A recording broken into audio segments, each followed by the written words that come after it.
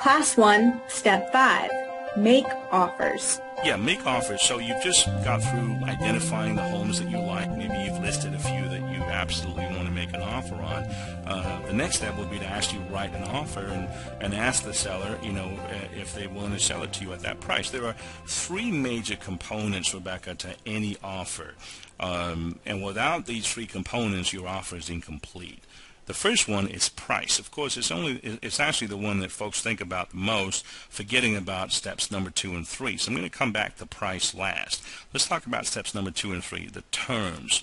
The terms of your offer are basically an understanding between you and the seller that pertains to different things to do with the purchase other than the price that you're willing to purchase at. For example, when will I get possession of the house, Mr. Seller?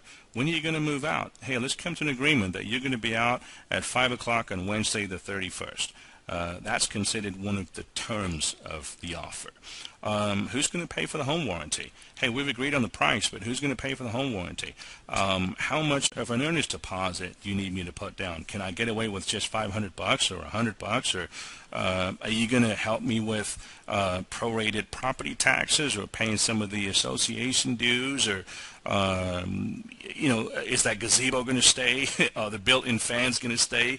These are terms of the offer. They're not the price, but they're just as important. A common term of the offer that we see more often than we probably should is will the seller rent back from you for, say, 30 days or something after you close and purchase. Maybe the seller needs time to move out, or maybe you need time to relocate there, and so one of the terms of the offer might be, hey, seller, can you rent the home back from me for 30 days? Well, as I said, terms is one of them. The other one is contingencies, which I like to call them, the way out or ways out.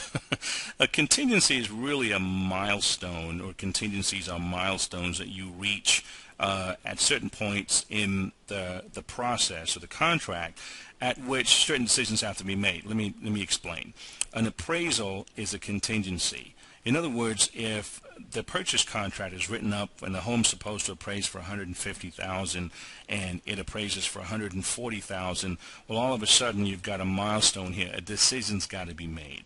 What happens now? Is the seller going to lower the price to match the appraisal, or is the seller going to say to the buyer, hey, no, you know what, I think my home's still worth $140, you're going to have to cough up the difference? That's a contingency. Now, less common contingencies are stuff like, hey, the seller has an existing home that they're looking to purchase, and so they don't want to close on the sale until they've gotten approved for their home. And so a contingency might be the deal's not going to close until the seller's approved for their other purchase. So there's various things that could be considered contingencies.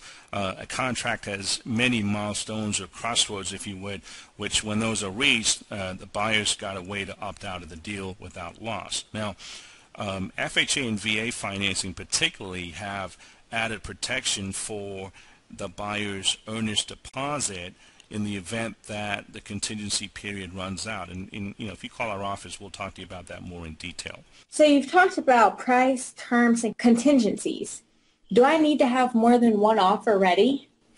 On the same home, no. I will say this, Rebecca, that if you've done your homework regarding all the stuff that we talked about earlier, like market data, inventory trends, comparable sales, the CMA, the days, and you're clued up with the market, offering the right price is not going to be a problem for you. You're not going to be insulting the seller by making a lowball offer. Now, I always say, to avoid emotional sways, it's always best to make your first offer your best offer.